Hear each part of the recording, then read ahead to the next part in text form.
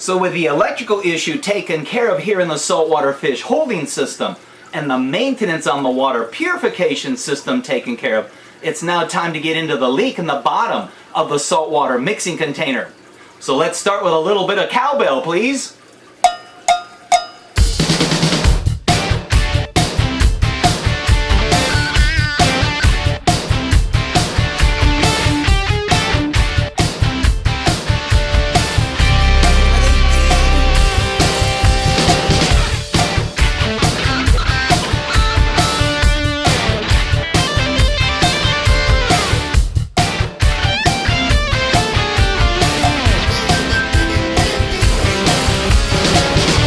So I had mentioned that the plywood that supports the container that holds the purified water appears to be wet, whereas the plywood that holds the saltwater mixing container is dry.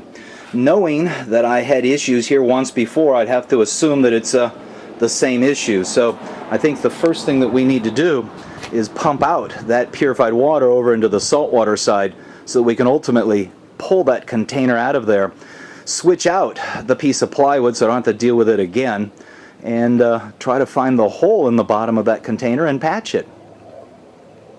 To move the water over, I'll use my sump pump and a short hose.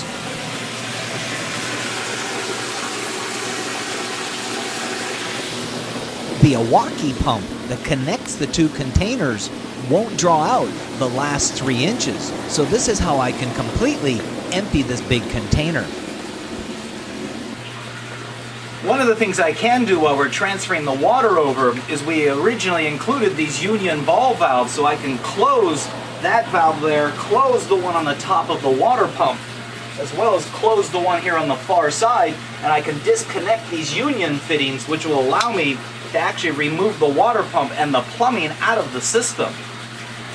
This plumbing arrangement allows me to move water from one container to the other. It's also what I use to mix the newly made salt water in the left-hand container. And eventually, once I get the plumbing secured, I'll be able to pump fresh or salt water to either my fish holding system behind me or out to the large container in my van. But it'll probably behoove me to wait until the water level's down on the other side so I can open the valve and drain the water out of the line first without making a big mess out here. By closing the valve and then placing a bucket under the water pump, I can now loosen the union and catch all the spillage. From there, I can loosen the unions that connect the two 300-gallon containers and get those out of the way. There is a union fitting on the water pump's discharge side that, once loosened and unplugged, will get the water pump also out of the way. So I've managed to remove the plumbing that connects all the containers together as well as the water pump, and this particular line is on a piece of flex tubing, so that'll bend out of the way. So now what I need to do is disconnect the electrical and the input from the purification system.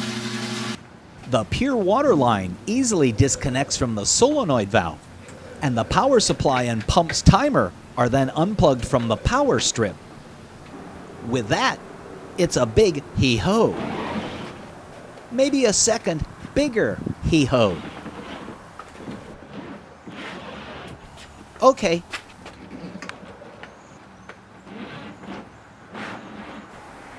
Okay. Now on to the cart. So with the container pulled away, right off the bat we can tell that wherever the leak is from the front half of where the container sits on the plywood.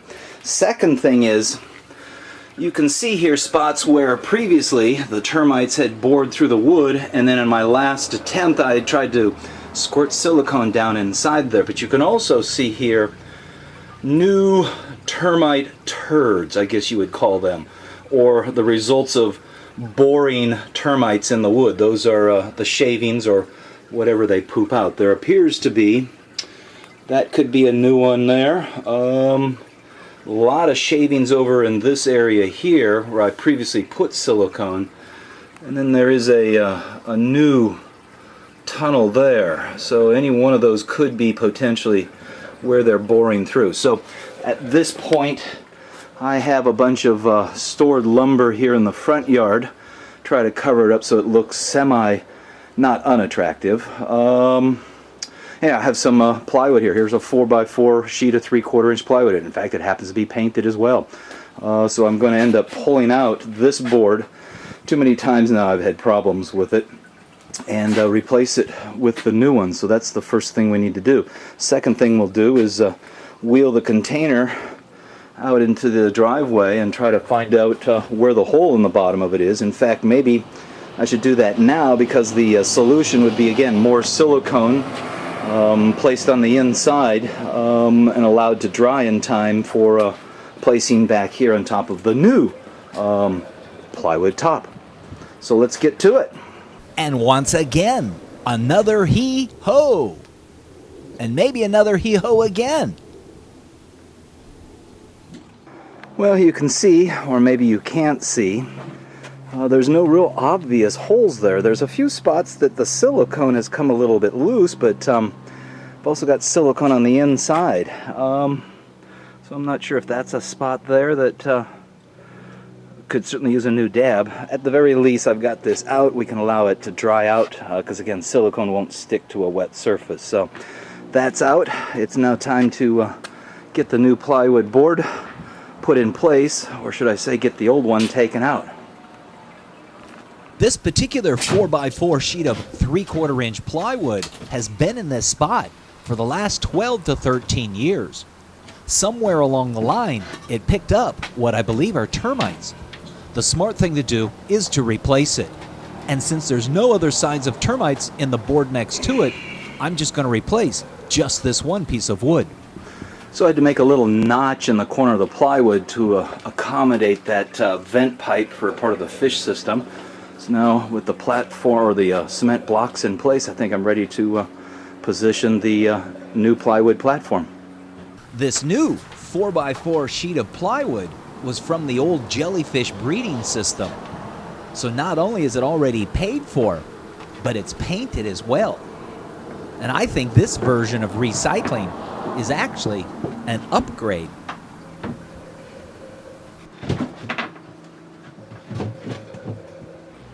Okay, so the plywood fit snugly into place, and I think that part of it's taken care of. So now what I need to do is start working on the container, try to figure out where its holes are. So I'll see you in the next half. Would you like to reduce your nitrate and phosphate as well as algae problems? Consider the Turbos Aquatics LED algae scrubber line, which consists of the L2, L3, and L4 models. All units include dual drain system, slotted pipe, growth screen, bulkheads, and dual high-quality growth spectrum optimized LED lights and heat sinks. The L-Series algae scrubbers are easily installed and externally mounted either above the aquarium or placed over your existing filter system. Control aquarium nutrients naturally using algae. For more information, visit turbosaquatics.com.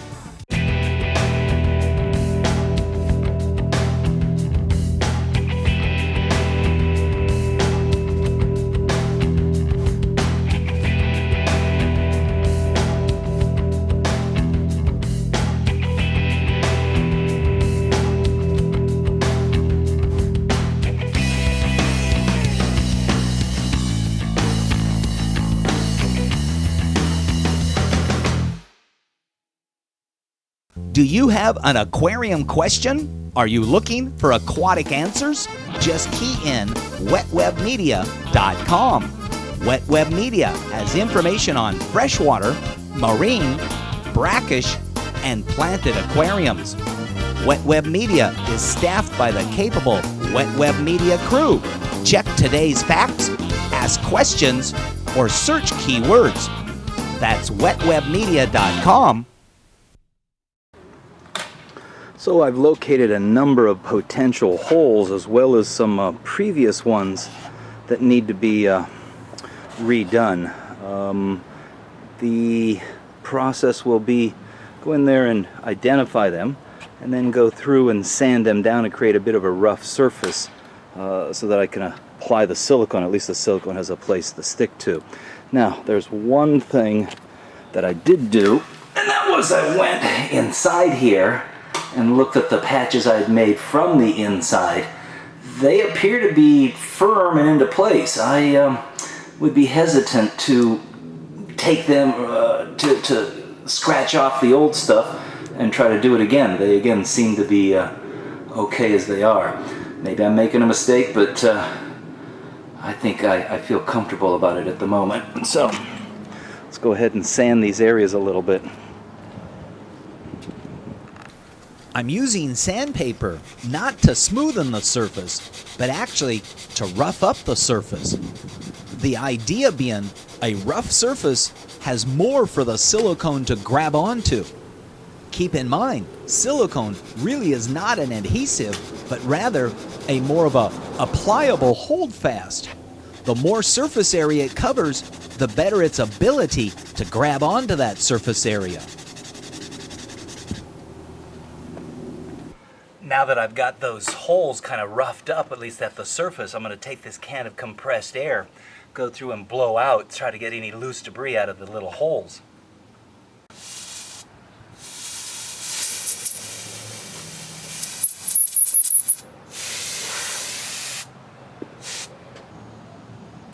So now that I got the surface around those holes roughed up and the debris blown out within the hole, it's time to patch them. To me, the patch would be a silicone. And the thing you need to remember about silicone is you want to use 100% silicone sealant. None of these that have BioGuard or bioactivated this or repel that. Again, 100% silicone sealant. Typically the clear version, although I think they offer a black and a white. So I'm going to take and apply this over the holes. Now again, I'm patching it from the outside based on the belief that the patches I've done previously on the inside, which are still holding really firmly, are doing the job, and that my problem recently was a new hole, like maybe that one in the middle or that new one there just underneath the top of the outlet pipe. So I'm going to go ahead and apply this now. As I apply the silicone, I press downwards, forcing it to push out any air between it and the surface, as well as to give it a much better chance to grab into that roughened plastic surface. So now with the silicone in place, I went through and kind of pushed it down to make sure that the air bubbles were out. It's just a matter of time waiting for the silicone to cure, which usually should take about 24 hours, but it should skin up pretty quick, but we've got some time. We've allowed the silicone to dry overnight. And it's my hope that the patches that we've done with that silicone will have resolved any of the leak issues. Not only did I redo some of the previous ones, but there appeared to be a few new ones, which I suspect were the recent results of the leak. So anyhow, I haven't water tested this. Maybe that's a mistake, but I'm ready to lift it up into place.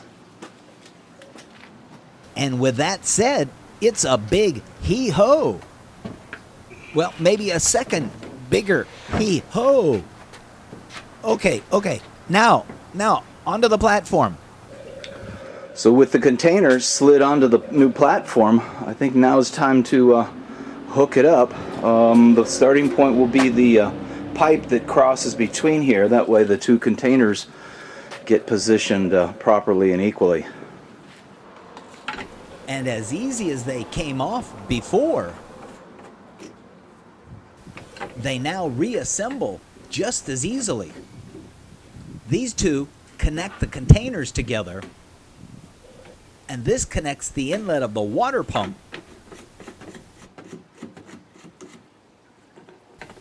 And this threads on to the discharge pipe. And feeling pretty comfortable in where they're located, we'll go through with a monkey wrench and tighten up those union fittings just a little bit more than hand tight. Now you hook up the electrical and the water lines. So with all the fittings and the water pump now put in position and tightened, The electrical's hooked up for the water pump.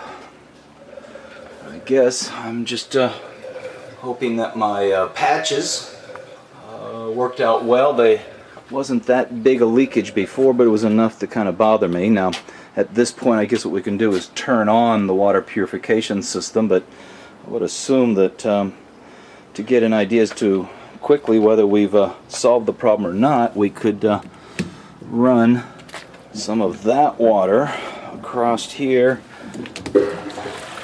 back into that container, and wait a little bit, see if we get any leakage. But at this point, I'm going to assume that I have taken care of the situation.